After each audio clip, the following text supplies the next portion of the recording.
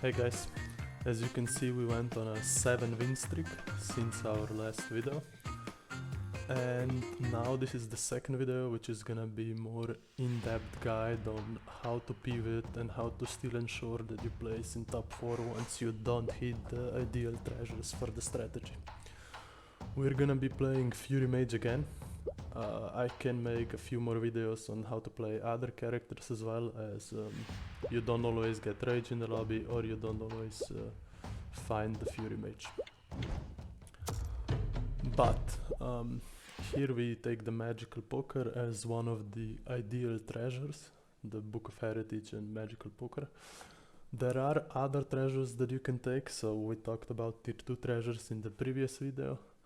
But as a first treasure, if you don't get any of these treasures, I would just not be forcing this strategy at all. I would be pivoting in that case and making sure that you can just play a normal game. So we're gonna skip over the first 5 rounds. As you know, you should just eco for the first 5 rounds, not buy anything, you don't take a lot of damage. So one thing you can do if you know that you're gonna be forcing it is roll the shop so you have Fury in your shop. So we didn't need to do that this game since Fury Poison was there in the first instance, but normally this is not gonna be the case. Okay, so now we're at the second treasure choice.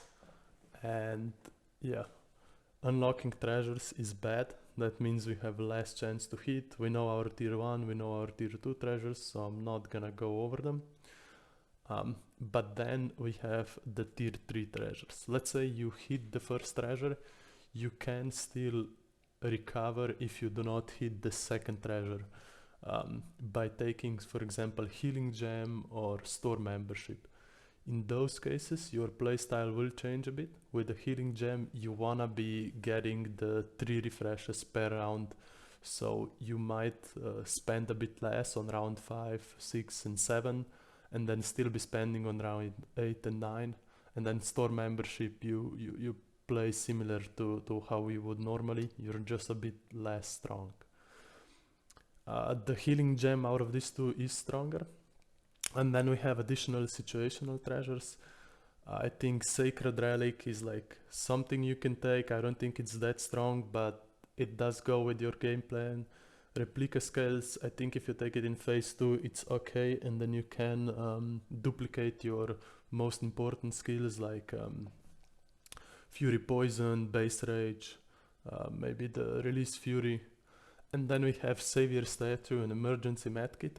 If you're going low, these are actually quite good options, but it will also have to adjust your playstyle. With Savior Statue, you wanna be full spending after you get the third treasure, just to ensure that you don't die and then leave off this extra 120 gold income.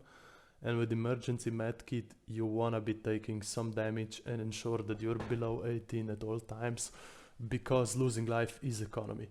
I think Emergency Medkit is not that good in phase 2, so it really depends on how low you are. I would take it if I were already below 18 at this point, but that's just not gonna happen. So if you do take it, I think you can take a bit higher losses, so just factor that into taking the treasure. If you don't get offered any of these treasures, I would just try to pivot the gameplay. You're only in stage 2, your first treasure doesn't matter that much. You can still change your gameplay, and yeah, that's what I would do. But trying to go with maxing the first skill. Or maybe you can take like something like Treasure Compass or something like that. Anyway, as you can see here, we don't hit the ideal treasure, so we go for the lucky gold. There's another thing to note here, I didn't roll until the end. I think you usually should roll until one reroll, and then if you don't hit anything on the last reroll, but you have a good treasure that you can take, just take it. And then if there's no tier 1 to 3 treasures, then I would use the last reroll and just hope for the best. But as said, in general, going so at round 5 you're not fully committed yet, and you can still pivot out, and I think it's in general not bad to have a lot of gold saved up on round 5 once your second treasure is revealed, as you know a bit more about your gameplay. I'm gonna speed up round 5 to 10 as well, since at this point you're again just full spending and until you stabilize. So full spending until 500. You try to stabilize with 3 star fury. Here we got lucky, got the ult quite early, so we're very stabilized. And then yeah, you just interest until around 10. You wanna have around 2000 gold. We're not gonna have it in this game since we bought the ulti, but yeah. Again, the treasures stay the same in the optimal treasures stay the same in around 10, but I would say the tier 3 choices definitely change and situational treasures change as well. So for tier 3, I wouldn't take the healing gem anymore. It's not as good as a third treasure, since it just changes from healing every 3 refreshes to every 2 refreshes, which is something you're gonna be doing anyway, so I don't think it's a good one. While the journal is quite okay, so you can just at this point put it on your second skill treasure and have it hit a skill every 2 rounds. I think it's not the optimal treasure, but now we're in a recovery mode, so this should be an okay choice. And then store membership, there's not a lot to be said here. Your refreshes get cheaper, it's okay as well. Then we have the situational treasures. So Sacred Relic, I think it's not as good as the tier 2 one, because you just get an additional 100 gold of value. But again, if you have 2 optimal treasures, it's a okay third treasure. Replica scales, same as in tier 2. You can pick it up to scale some of your skills, probably gonna be used when maxing your second branch. It's good for stabilizing early. In this case, I think you would be playing more like for top 4 rather than a win, so you could spend more, get the second tier, your second skill tree up quicker with the replica scales. And then Savior Statue and Emergency Kit. Savior Statue is actually super good if you are already below 12 life, but in that case you just gotta be full spending. And Emergency Kit I think is super strong if you're playing for top 4. It's not that easy to win with it, but you can just eco a bit more, take some losses, and be below 15 HP so that you're recovering life every turn. Remember, your life is also gold, so each point of life you lose nets you 30 gold, so this is quite okay recovery, and I would normally take it if you are like on your last roll. So this game actually I'm gonna comment until the end, since you'll see that we don't hit any of the treasures. So here you see that we have all 3 of the tier 2. As I said, I wouldn't take healing gem, and then the last one we either go emergency kit or energy collector. But we are at 23 health, so emergency kit doesn't make sense. We just take the energy collector. I think it's not gonna bind well into our playstyle, so once I take this I just commit to maxing the Fury branch, and after I max it out I'm gonna change the playstyle. So we're not maxing the second branch anymore, but rather going into the energy collector playstyle and spreading over multiple branches, going wide. We still have a lot of HP, we are very strong with our ulti, we should be able to econ and let the energy collector take us into the late game. But yeah, this is definitely not the normal gameplay, and I would say as soon as I took this, chances for first place got reduced. But you have to keep in mind it's also not usual to have 23 HP at this stage. So taking that into account, it's not a bad pickup, since we know that we can last for a long time. We have our ult, we're gonna be in top 4, maybe energy collector takes us to the first place. because its value over time. Um,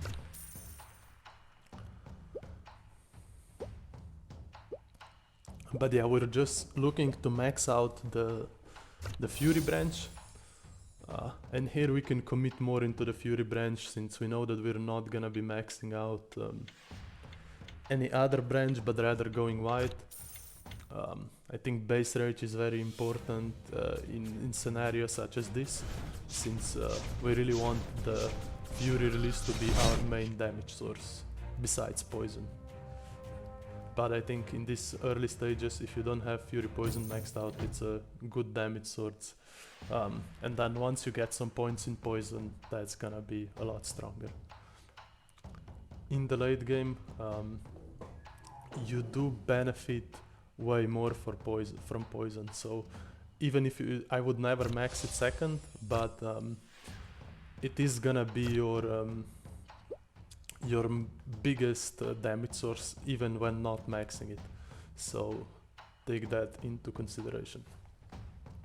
So here I'm thinking, should I continue going into the HP tree or just take good cards, since I know that I'm committing to the energy collector now. The magical poker is just the first treasure I took, so it's not that good late game, since it's the treasure number 1, so I have to buy 6 skills in a row, which at this point is very unlikely considering our energy collector gameplay. So from this point onwards, we're just buying good cards. Sprite HP is a good one, since it effectively gives you also HP, but that's yeah, depending on the game. I think here we just want Sprite HP for survivability, then we're taking poison to tick up, so to level up poison. That's an important thing to do with an energy collector or late game in general. If possible, like if you're like 1 away from leveling up a branch, you might wanna, so this is not late game yet, but late game you might wanna do it just to get that extra HP, specifically in these play styles where you might be maxing your HP, so the extra HP is seen much more. And then extra HP gives us more rage once we are losing HP, so it's just snowballing all over. So here we wanna be primarily taking HP points and then poison and freeze as well.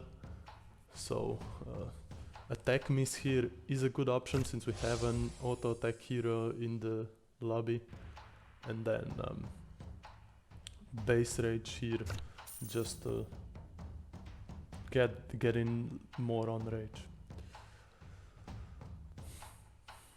Out of this we wanna pick up antifreeze. Once you're in this late stage round, so after 10, you want to start picking up the anti-poison, antifreeze. But again, just the ones that go with your gameplay. So if we were doing full econ treasures, we would not be picking this up. But as we're diversifying, this is gonna be a good pickup for us. As you can see, we're one-shotting with poison, fury release, so it's going good for us, but we know that we're losing our late game prowess here. So since we're not gonna be maxing the second branch, our late game is not gonna be as good. So we just wanna take like good treasures, try to survive as long as we can, econ since we're still strong, to maybe have a chance at the first place.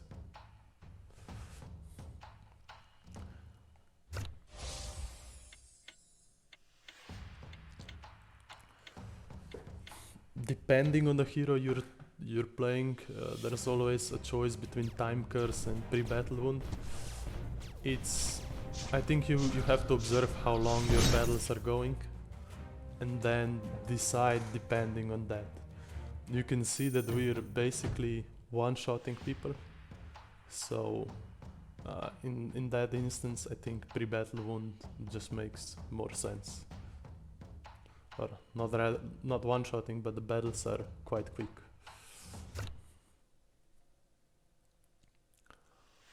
Magic defense can be a good option, but I think, as you can see here, the biggest opponent is gonna be the poison guy, so magic defense doesn't make that much sense.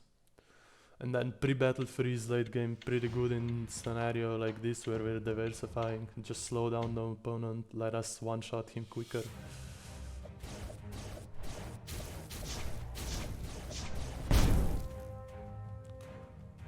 And then Fury is really giving us the survivability here.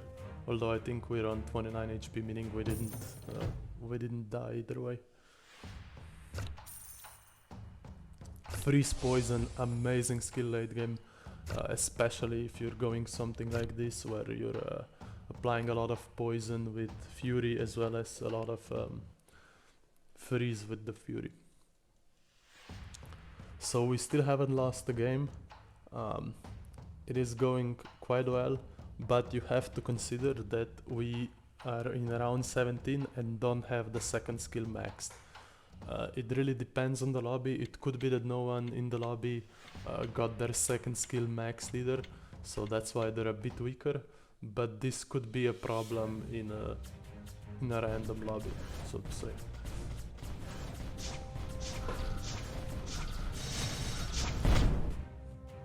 We're still winning against the second strongest guy in the lobby, but you can see that he is going into the HP route. He has 4k HP, so that could be a problem for us. Time curse could help with the longer fights. Damage mastery makes sense if you have a lot of different wound cards unlocked. And here I was considering it, and I think in this scenario it makes sense to just to take it to level up your wound 3.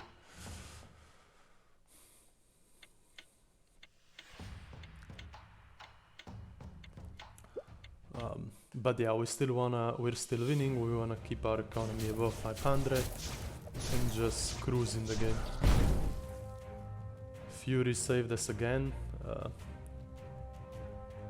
And as you can see, poison did all the damage since we were frozen, which means that our Fury release does 0 damage because of the high amount of freeze applied by the other character. There is a consideration for taking charge attack here, since we would be closer to maxing the ult as well as attack 3, and you do wanna get those 3s to level 16 to just get a bit more HP, get a bit more bonuses, especially when you're playing with energy collector.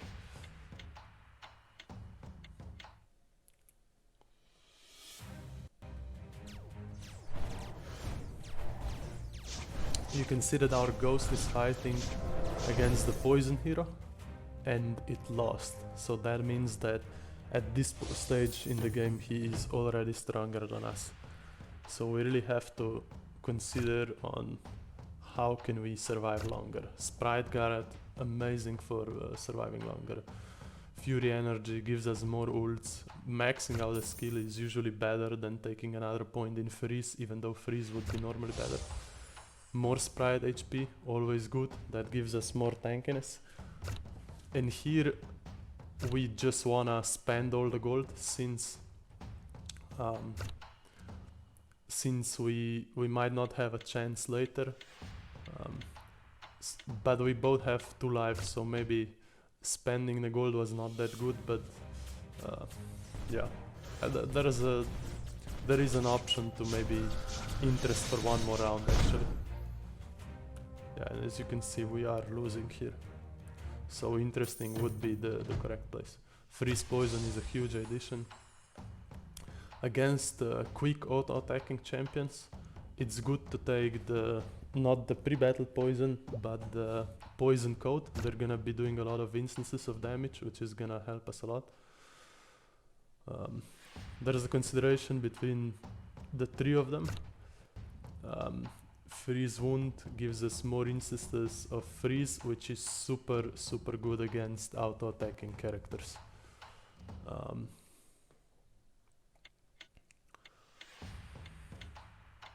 And as you can see, I think the sprite skill was clutch. It leveled up our sprites tree and gave us more survivability via the 2 sprites. It's still not enough to win, but we are on the way. There's a consideration between Fury Extension and Forget Pain, but I think Fury, so Forgetting Pain is just better since the fights are very quick. Pre-battle freeze is huge, attack miss is huge. We are getting, I would say, strong enough to have a chance against the opponent.